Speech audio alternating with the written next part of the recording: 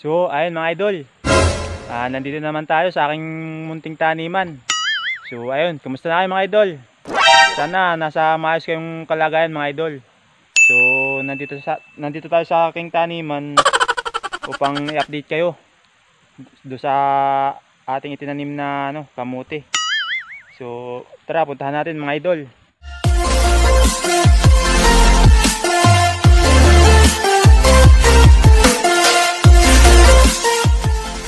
So, kanina mga idol, hinawang ko to. So, ayan.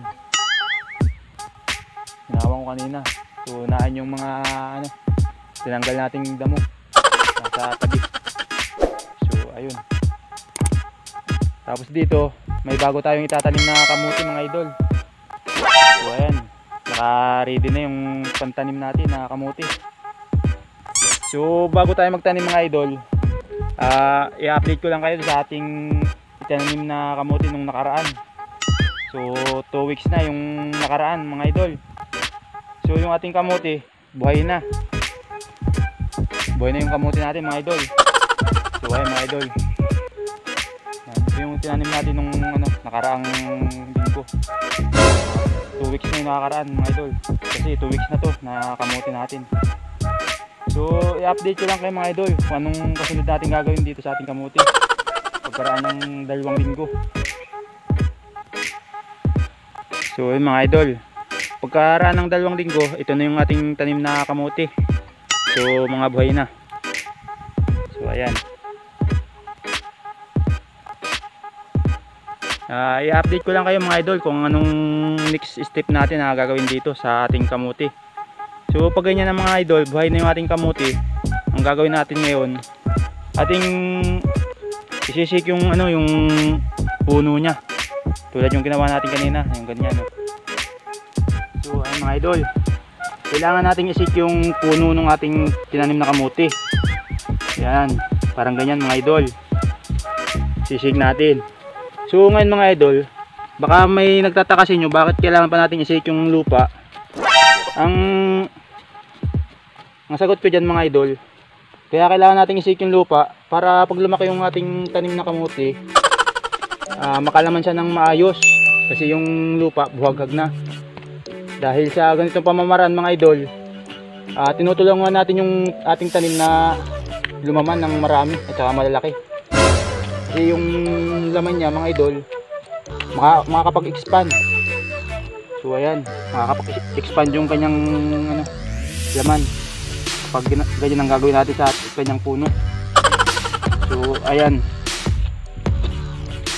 kailangan mga idol, ganyan ang gagawin nyo sa inyong mga tanim na kamuti. Kahit naka-flat mga idol. Pero kung naka-flat yung tanim yung kamuti, kahit din nating isik. Yan. Ito naman idol, kasi isinisik natin dahil hindi siya naka-flat para lumaki na rin yung kanyang puno. So yan mga idol. Yan.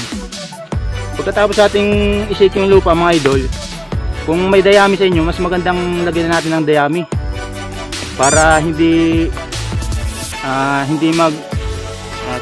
para hindi madala yung kanyang lupa ng ulan. Ayan, para hindi madala ng ulan yung kanyang lupa. Ginagawa mo.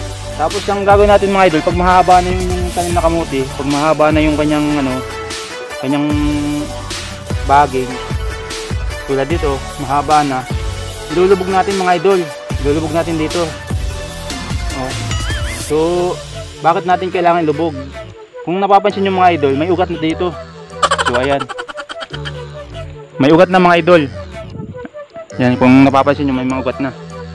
Kaya kailangan nating ilubog yan para maging laman siya. So ganyan mga idol, ilulubog natin. Kasi yung ugat na yan, magiging laman yan pag lumaki. So ayan, kailangan ilulubog natin yung kanyang puno pag ganyan na kahaba para mas maraming laman.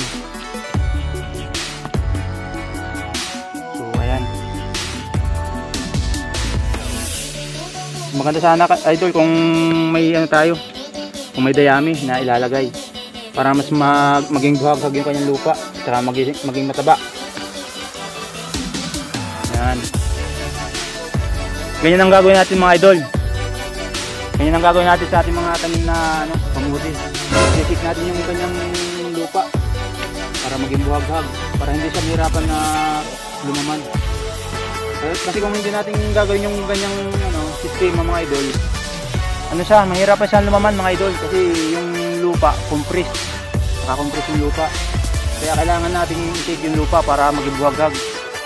So mas makakapag-expand yung kanyang laman. So ayan.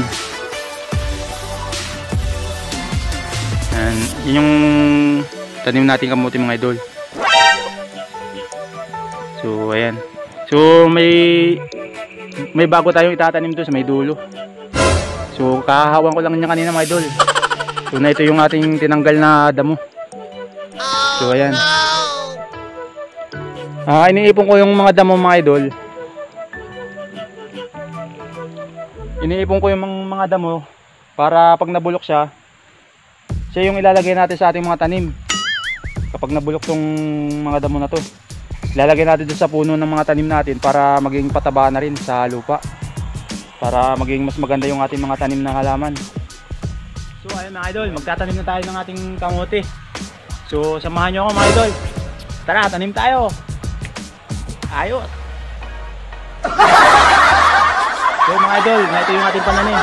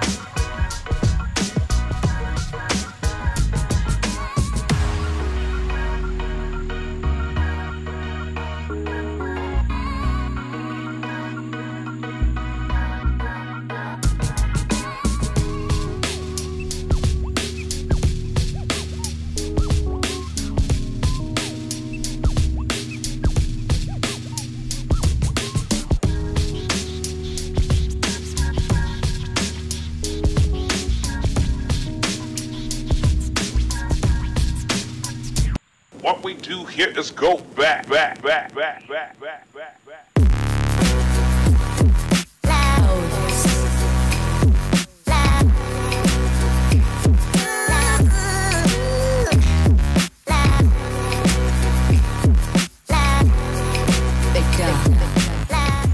So ayun mga idol, tapos na tayo magtanim mga idol.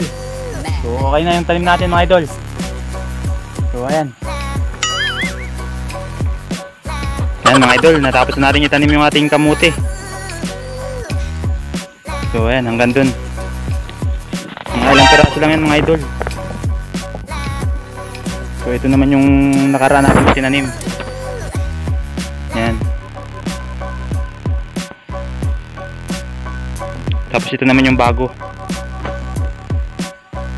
Ayan. Yun yung bago natin itinanim mga idol. Katatanim lang natin ngayon.